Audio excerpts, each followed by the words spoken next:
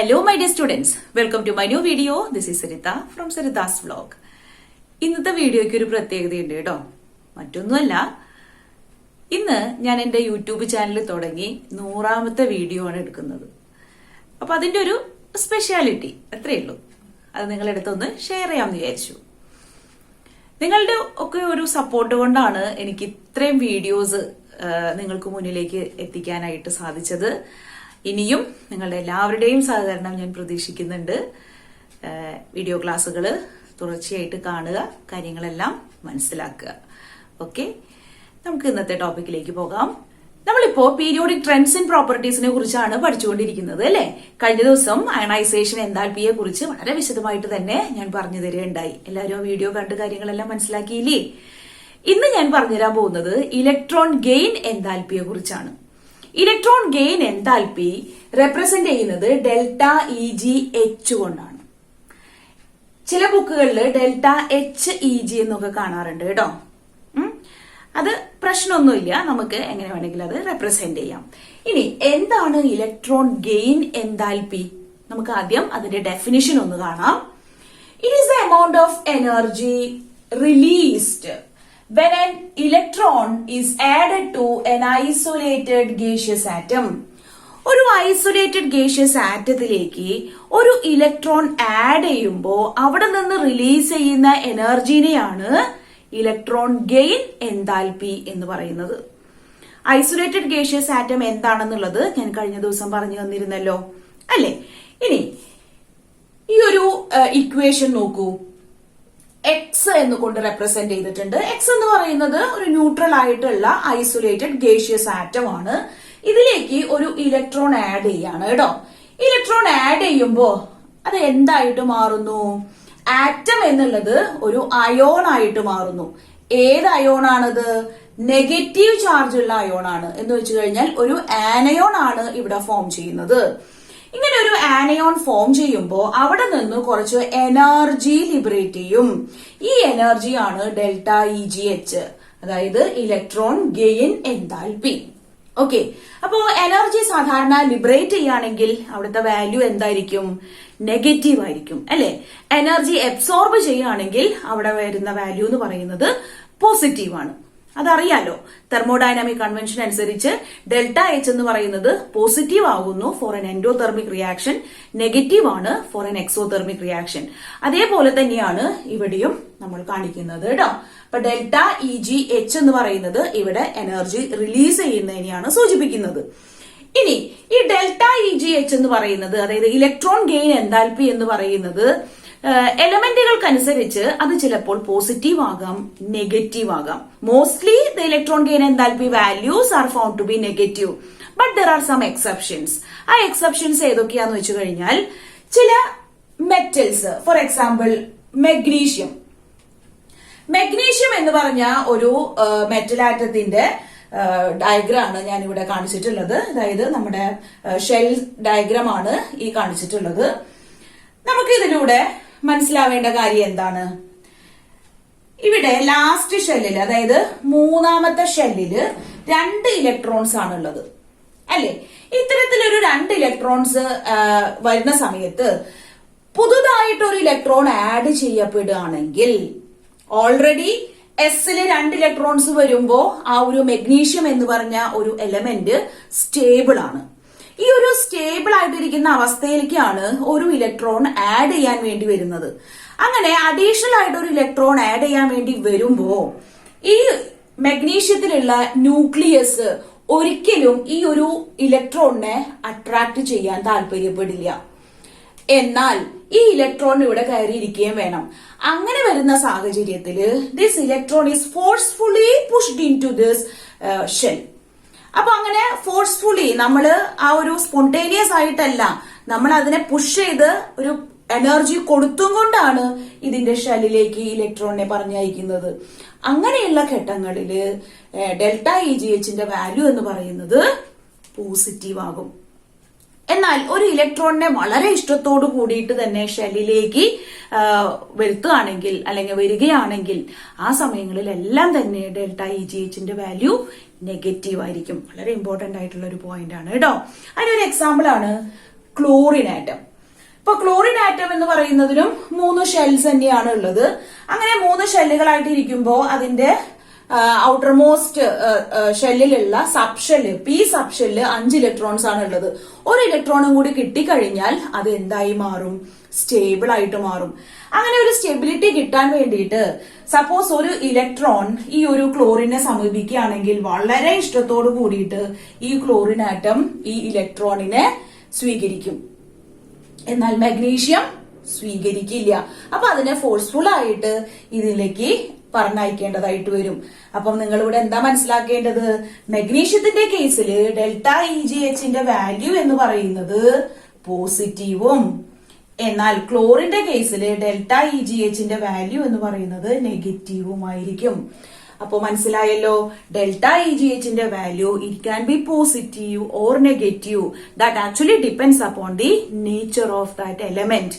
ΔEgHന്റെ value more negative ആകാം, less നെഗറ്റീവും ആകാം. അത് ഇലക്ട്രോണിനെ അട്രാക്ട് ചെയ്യുന്ന ആ കഴിവനുസരിച്ചിട്ടാണ് ഇരിക്കുന്നത്. ഒരു ആറ്റത്തിലേക്ക് ഇലക്ട്രോൺ വളരെ ഇഷ്ടത്തോടു കൂടിയിട്ട് ഷെല്ലിൽ കയറിയിരിക്കുക. അങ്ങനെ വരുമ്പോ ΔEgHന്റെ വാല്യൂ എന്ന് പറയുന്നത് it will be more negative. എന്നാൽ വലിയ താല്പര്യമില്ലാതെ ഇലക്ട്രോണുകൾ ആഡ് ചെയ്യപ്പെടുകയാണെങ്കിൽ അവിടെ റിലീസ് ചെയ്യുന്ന എനർജി വളരെ കുറവായിരിക്കും. അതുകൊണ്ട് തന്നെ ΔEgHന്റെ വാല്യൂ എന്ന് പറയുന്നത് അവിടെ ലെസ് നെഗറ്റീവ് ആയിട്ടാണ് വരിക. ഓക്കെ, ഈ ഒരു കൺസെപ്റ്റ് അറിയണം. ഇനി സെക്കൻഡ് ഇലക്ട്രോൺ ഗെയിൻ എൻതാൽപ്പി എന്ന് പറയുന്നത് എപ്പോഴും പോസിറ്റീവ് ആയിരിക്കും. അപ്പൊ സെക്കൻഡ് ഇലക്ട്രോൺ ഗെയിൻ എൻതാൽപ്പി എന്ന് പറയുന്നത് എപ്പോഴാണ്? ഞാനിവിടെ ഒരു എക്സാമ്പിൾ കൊടുത്തിട്ടുണ്ട്, നോക്കുക.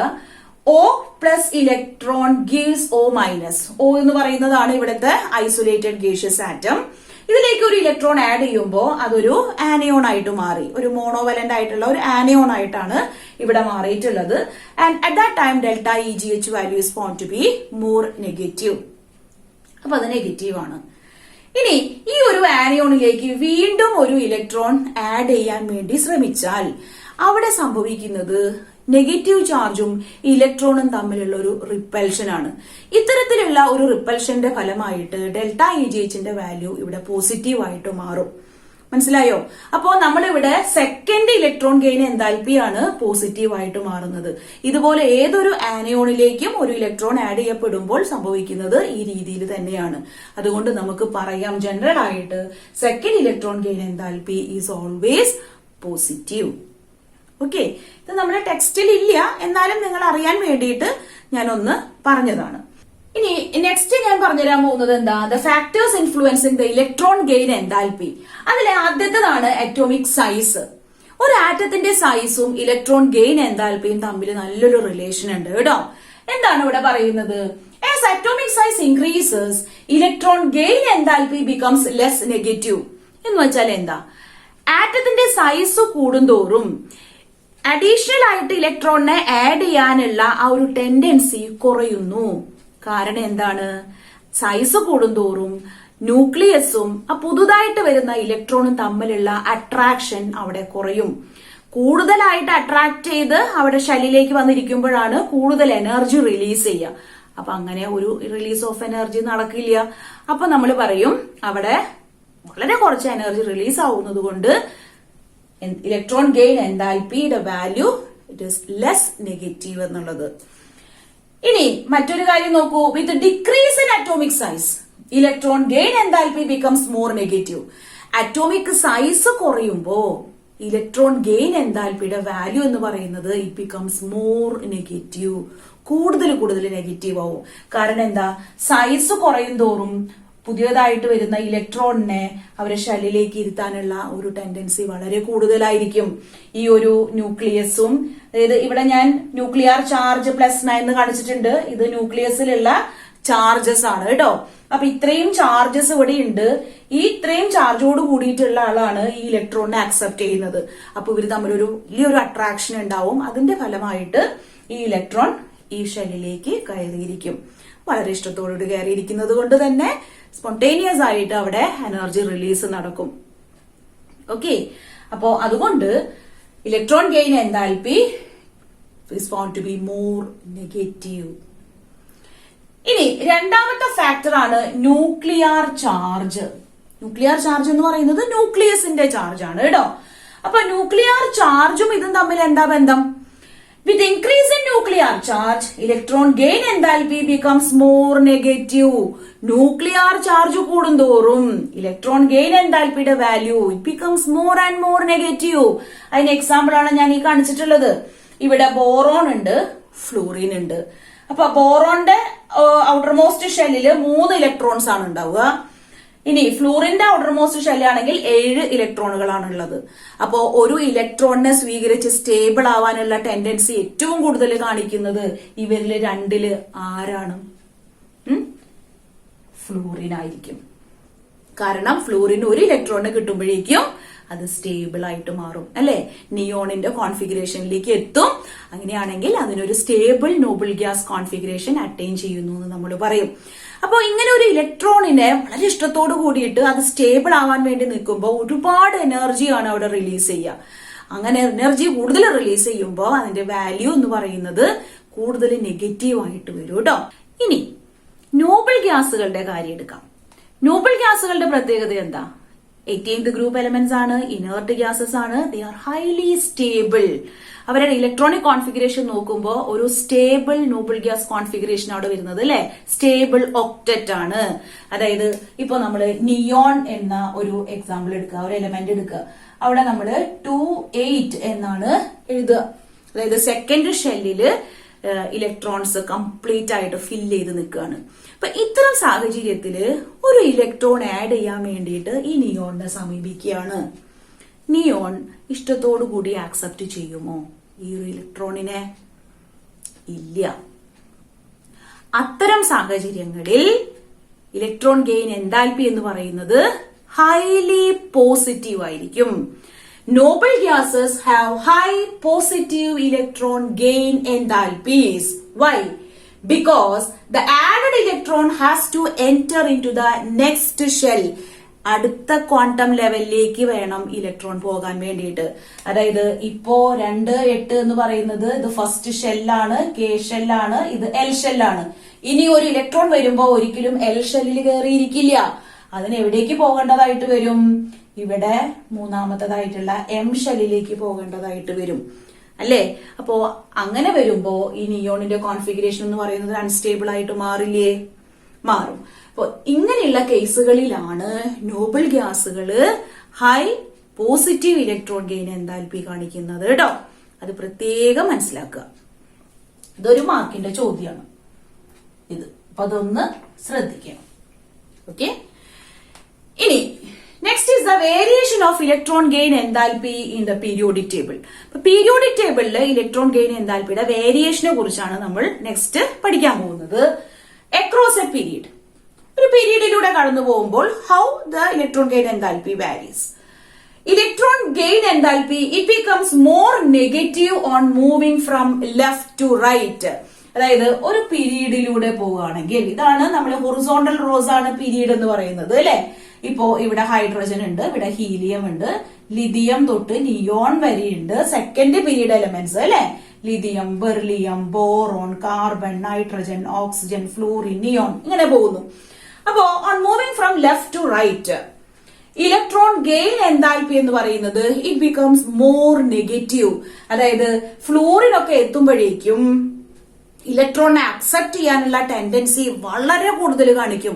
അതുകൊണ്ട് തന്നെ കൂടുതൽ എനർജി അവിടെ റിലീസ് ചെയ്യും. അപ്പോ ലിഥിയത്തിനെയും ഫ്ലൂറിനെയും വെച്ച് കമ്പയർ ചെയ്യുമ്പോ ഫ്ലൂറിനാണ് highest negative electron gain enthalpy. Fluorine has highest negative electron gain enthalpy കേട്ടോ.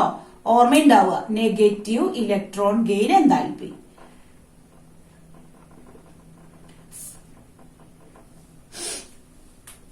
Fluorine has highest negative electron gain enthalpy. ഇനി ലിഥിയത്തിനാണ് lowest electron gain enthalpy. Okay. അപ്പൊ നമ്മുടെ ഈ ഒരു പീരീഡിൽ വെച്ചിട്ട്, ഇപ്പൊ സെക്കൻഡ് പീരീഡ് എലിമെന്റുകളിൽ വെച്ചിട്ട് ഫസ്റ്റ് ലിഥിയം, ലാസ്റ്റ് വരുന്നത് ഫ്ലൂറിൻ. നിയോണിനാണ് highest positive electron gain enthalpy. നമ്മൾ ഇങ്ങനെയൊക്കെ ചോദിക്കും എക്സാമിന്. Name the element that having highest positive electron gain enthalpy in a period. അപ്പൊ നമ്മൾ അവിടെ എന്തെഴുതണം? ലാസ്റ്റ് എലമെന്റ് ഏതാണോ അത് എഴുതണം. അത് നിയോണോ ഹീലിയമോ ആർഗണോ എന്തോ ആയിക്കോട്ടെ, അങ്ങനെ എഴുതുക. ഇനി നമ്മളെ ഹയസ്റ്റ് നെഗറ്റീവ് ഇലക്ട്രോൺ ഗെയിൻ എന്താൽപിന്റെ പീരീഡ് ആർക്കാണെന്ന് ചോദിച്ചു കഴിഞ്ഞാൽ ഹാലോജൻസിനാണ്. അതായത് ഫ്ലൂറിൻ, ക്ലോറിൻ, ബ്രോമിൻ, അയഡിൻ പോലെയുള്ള ഹാലജൻസിനാണ് highest negative electron gain enthalpy വരുന്നത്. ഒരു പീരിയോഡിക് ടേബിളിൽ വെച്ചിട്ട് lowest negative electron gain enthalpy വരുന്നത് അത് ഫസ്റ്റ് ഗ്രൂപ്പ് എലമെന്റുകൾക്കാണ് കേട്ടോ. അപ്പൊ ഫസ്റ്റ് ഗ്രൂപ്പ് എലമെന്റുകൾക്ക് ലോവസ്റ്റ് നെഗറ്റീവ് ഇലക്ട്രോൺ ഗെയിൻ എന്താൽപിയും ഹാലജൻസിന് ഹയസ്റ്റ് നെഗറ്റീവ് ഇലക്ട്രോൺ ഗെയിൻ എന്താൽപിയും നോബിൾ ഗ്യാസസിന് പോസിറ്റീവ് ഇലക്ട്രോൺ ഗെയിൻ എന്താൽപിയാണ്. വെറും പോസിറ്റീവ് അല്ല, ഹയസ്റ്റ് പോസിറ്റീവ് ഇലക്ട്രോൺ ഗെയിൻ എന്താൽപിയാണ്. ഇതിന്റെയൊക്കെ ഡിഫറൻസസ് ശരിക്കും മനസ്സിലാക്കിയിട്ട് പഠിക്കണം. ഓക്കെ, അപ്പൊ അതും കഴിഞ്ഞു. അപ്പൊ ഞാനിവിടെ അതിന്റെ റീസൺ എഴുതിയിട്ടുണ്ട്. Across a period atomic size decreases, hence atom has a greater tendency to attract the additional electron. അതായത് ഇവിടെ പുതിയതായിട്ട് വരുന്ന ഇലക്ട്രോണിനെ ആഡ് ചെയ്യാനുള്ള ഹയർ ടെൻഡൻസി കാണിക്കുന്നു. എപ്പോ? On moving along a period or moving across a period. കാരണം on moving across a period atomic size is decreasing. Atomic size കുറയുമ്പോൾ ന്യൂക്ലിയസും പുതുതായിട്ട് വരുന്ന ഇലക്ട്രോണും തമ്മിലുള്ള ഒരു ഹൈ അട്രാക്ഷൻ ഉണ്ടാവും. അതിന്റെ ഫലമായിട്ട് ഇലക്ട്രോണിനെ വളരെ ഇഷ്ടത്തോട് കൂടിയിട്ട് തന്നെ ഷെല്ലിലേക്ക് അത് അക്സെപ്റ്റ് ചെയ്ത് വെക്കും. ഓക്കെ, ഇനി down the group. Down the group എന്താണ് സംഭവിക്കുന്നത്? Electron gain enthalpy becomes less negative on moving from top to bottom. Why? Because down the group atomic size increases, hence atom has a lesser tendency to attract the additional electron. അപ്പോൾ ഇലക്ട്രോണിനെ add ചെയ്യുമ്പോഴാണല്ലോ energy release ചെയ്യുന്നത്. Size കൂടുന്തോറും ന്യൂക്ലിയസും ആ വരുന്ന ഇലക്ട്രോണും തമ്മിലുള്ള attraction കുറയും. Attraction കുറയുമ്പോൾ സ്വാഭാവികമായിട്ടും വളരെ കുറച്ച് എനർജി മാത്രമേ റിലീസ് ചെയ്യുള്ളൂ. അതാണ് ഇവിടെ ഉദ്ദേശിക്കുന്നത്. അപ്പൊ അതും മനസ്സിലായി. ഓക്കെ, അപ്പൊ ഇതെല്ലാം ജനറൽ ട്രെൻഡാണ്. ഇങ്ങനെയാണ് സാധാരണഗതിയിൽ നടക്കുന്നത്. എന്നാൽ ചില എക്സെപ്ഷൻസ് ഉണ്ട്. ഈ എക്സെപ്ഷൻസ് ആണ് നമ്മൾക്ക് ഒന്നും കൂടി ഫോക്കസ് ചെയ്യേണ്ടത്. ഞാൻ പറഞ്ഞു ഹാലജൻസിനാണ് ഏറ്റവും highest negative electron gain enthalpy എന്നുള്ളത് ഒരു periodic ടേബിളില്.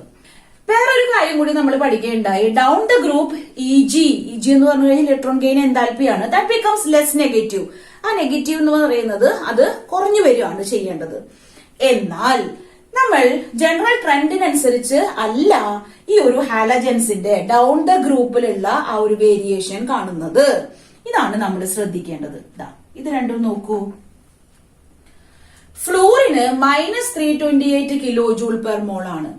ക്ലോറിന് -349 kilo joule per mole ആണ്. ശരിക്കുമുള്ള ട്രെൻഡ് അനുസരിച്ചിട്ട് ക്ലോറിന് ഇവിടെ വാല്യൂ കുറയേണ്ടതാണ്, പക്ഷെ കൂടുതലായിട്ടാണ് കാണുന്നത്. അപ്പൊ നമുക്ക് ഒരു ക്വസ്റ്റ്യൻ വരും. ഇതാണ് question. Why electron gain enthalpy of fluorine is less negative than chlorine? എന്തുകൊണ്ടാണ് ഫ്ലൂറിന്റെ electron gain enthalpy less negative ആയത് ഏതിനേക്കാളും? ക്ലോറിനേക്കാളും.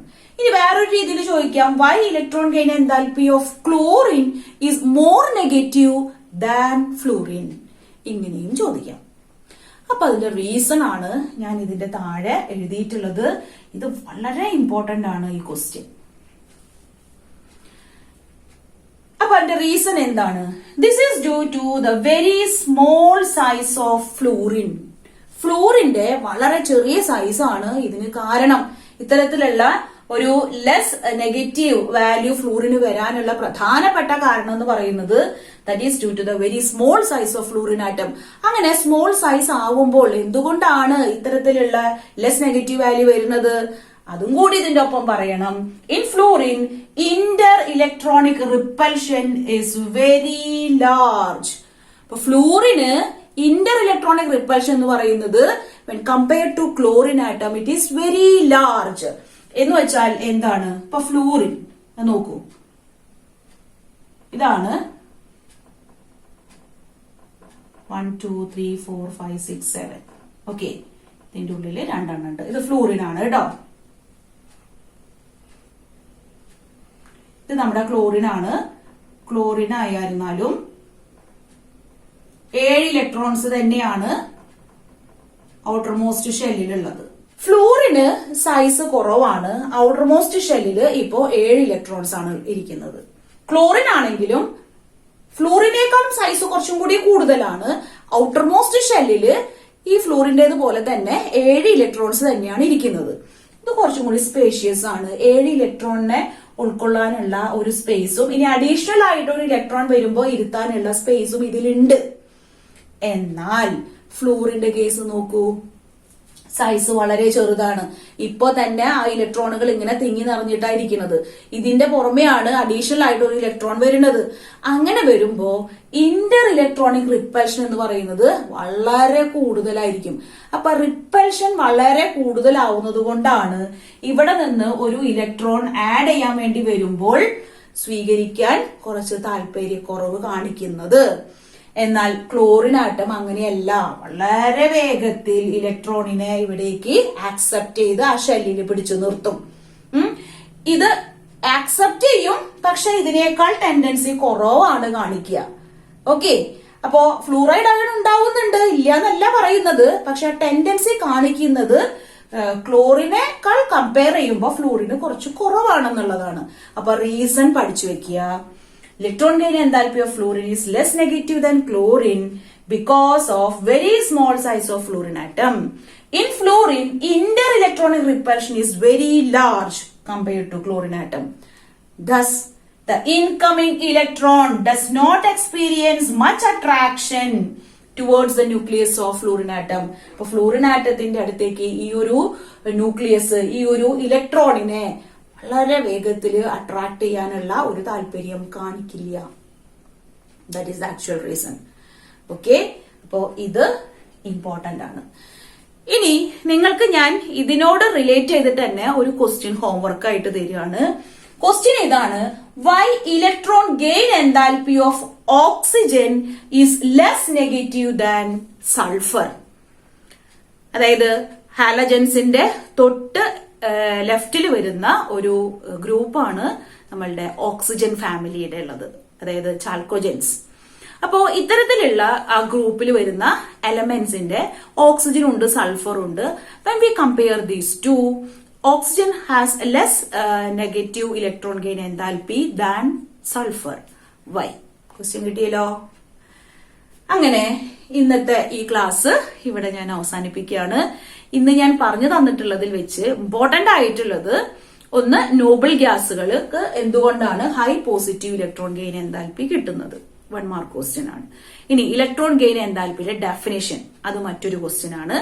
Then last one, why electron gain enthalpy of fluorine is less negative than chlorine. ഓക്സിജന്റെയും സൾഫറിന്റെയും ചോദിക്കാം, അത് കൃത്യമായിട്ട് പഠിച്ചു വയ്ക്കുക. ഓക്കെ, അങ്ങനെ ഇന്നത്തെ ക്ലാസ്സും നമ്മളിവിടെ അവസാനിച്ചു. നമുക്കിനി അടുത്ത ക്ലാസ്സിൽ ഒരു പുതിയ ടോപ്പിക്കുമായി കാണാം അല്ലേ? ഓക്കെ, അപ്പോ താങ്ക് യു ഫോർ വാച്ചിങ്.